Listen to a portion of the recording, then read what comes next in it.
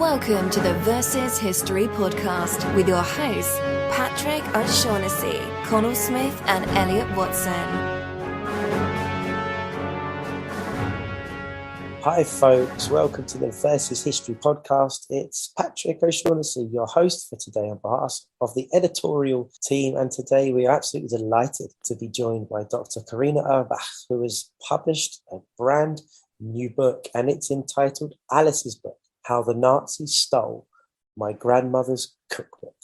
And it's published by MacLehose Press, and it's out in May 2022. So out as we speak, my friends. So Carina, thank you so much indeed for joining us today. Please let us know how you are and all about you and your background before we come to the book. Oh, yes. Well, thank you so much for inviting me. Yes, I'm a German historian, but I have worked in America from 2015 to 21. I was at the Institute for Advanced Study in Princeton, New Jersey, and now I'm back here in the UK at the University of London. I have published books on 19th and 20th century European history, and my most successful book so far was Go-Betweens for Hitler, about Hitler's diplomatic back channels.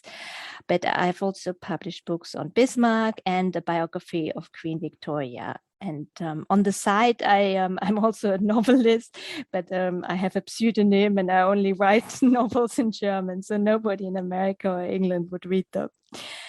Yeah, that's me. Thank you very, very much indeed. Okay, then that's you. Talk to us all about the book. What's it all about and why did you write it, Carina? Well, this book is a family history, but also an indictment of theft, because Alice's work, that's my grandmother's cookbook, was appropriated by an Aryan. And this was a large-scale fraud that German publishers continued to practice after 1945. So the book is about this crime, but it's also about a very, I hope, fascinating family. It's about Alice's sons, one of them becoming an intelligence officer, the other one being imprisoned at Dachau concentration camp. And it's also about Alice's children she looked after, orphans she looked after in England. It's a big family history it starts in the 19th century. It starts in a ghetto in Bratislava where Alice's father was born, and then it turns into a Viennese history because her father was mingling with all these famous people like Schnitzler and Sigmund Freud, etc. And then it turns into a Holocaust story, but also into a positive story at the very end. So it has funny bits in it, but also very upsetting bits. I hope it's a good mixture of both. Thank you very much, Carina. So I'm fascinated. The Nazis, as we know, had a racial interpretation of Judaism, and they were as anti-Semitic as it gets. So given that, why were the Nazis, who were so anti-Semitic, why were they so interested in this cookbook, given that not only were they anti-Semitic, they were also pretty infamous for burning and banning books? That's the first half of the question. The second half, which I'm going to appendage to it just to load it up still further, were there any kosher aspects of the cookbook, which I'm guessing the Nazis would have been pretty uncomfortable with? So if there were, did they exclude them, amend them, bridge them? So over to you. I'm just fascinated to know. Yeah. Well, it's quite interesting how Alice came about to write this cookbook. You see, she was from this well-to-do family in Vienna. She grew up in Habsburg, Vienna. But after the First World War, of course, the family lost all its money. Vienna was in a horrible, the whole of Austria was in a depression. And Alice suddenly had to work. And she was one of these formidable women who found some little niche and made a career out of it, and her passion was cooking. So she started a catering service, she started a cooking school that was very successful, and she wrote several cookbooks. But her most famous cookbook, that was 500 pages long and was also a book about housekeeping, not just with recipes, was this book called That's How We Cook in Vienna with an exclamation mark, because Alice talked in exclamation marks. She had this theatrical side to her. So that was a very, very successful book that was published in 1935, and it was a bestseller in Austria, and it was commissioned by a German publishing house. So in 1935, that was still possible that a Jewish author like Alice could publish a cookbook, even though the Nazis had already come to power in Germany, but of course not in Austria. But once they marched into Austria in 1938, in March 1938, now all the Austrians become Germans, and all the racial laws, the Nuremberg racial laws, are applied to people like Alice and her sons. So Alice is now in great danger from that moment onwards, and her cookbook, of course, can't be published anymore because she is a Jewish author. So her publishing house, who had commissioned 2 more books from her, and she had already submitted 2 more manuscripts, suddenly say, oh, very sorry, we have to drop you. Please sign this declaration that you are not going to have any rights for your 3 manuscripts, and we will take over this book. And under duress, as you know, many Jewish people had to sign such horrible contracts. They had to give away their family homes, their cars, their factories. They signed everything off because they wanted to get out of Austria as quickly as possible. Now, the publishing houses in Germany, of course, since 1933, were very obedient. We all have seen these clips of the Nazis burning books in May 1933. They didn't just burn books by Jewish authors, but also books by their political opponents. And there were a few writers who, like Oskar Maria Graf, one of my favorite novelists, who was not burned, and he wrote a letter to the Nazis, please burn me, I'm an opponent of yours. So there were some brave people like Oskar Maria Graf, who wasn't Jewish. But so we have just assumed that that was the end of it. The Nazis burned all these books by their opponents and by Jewish authors. But that wasn't the case. And as I found out with Alice's book, the publishing houses, they didn't want to give up bestsellers, and she had written a bestseller. They wanted to continue profiting and from very successful books, and non-fiction books were amongst the most successful genres in the Third Reich in the Nazi time. And it was therefore more profitable to find ways to continue publishing them. And one such way was to steal them. And this was a logical step for in a country where Jews had gradually lost their legal protection since 1933. Their intellectual property, just like their material assets, was at the mercy of others. It meant that every Aryan author and publisher could now help themselves to this intellectual property without having to fear the consequences. And I found this internal document by one publishing house. It wasn't the one that published Alice, but it was a memo that they circulated in the publishing house. And it said, point 1, I'm quoting, when reprinting, check if author is Aryan according to the Nuremberg laws. Point 2, for books written by non-Aryan authors, check whether reprint can be authored by an Aryan.